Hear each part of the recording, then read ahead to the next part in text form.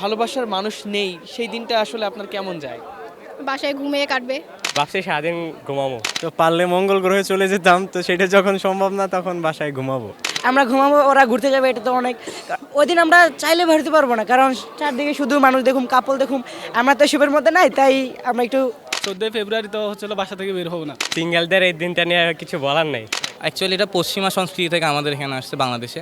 আমি মনে করি যে আমাদের যে সংস্কৃতি, বাঙালি সংস্কৃতি, তার সাথে ভালোবাসা দিবসটা আসলে যায় না। 14 ফেব্রুয়ারি ভালোবাসা দিবস, আস্তাগফিরুল্লাহ, হারাম হারাম, এগুলোর মধ্যে আমরা নাই। মানে এমন একটা সময় চলে আসছে, এদিকে যাই ওইদিকে যাই, যেদিকেই যাই ভালো মেয়ে আর ভাই খুঁজে পাই না। এখন যদি পাই তাহলে অবশ্যই সামনে যাব। এটা তো আমাদের মতো ছেলেদের পছন্দ করে না।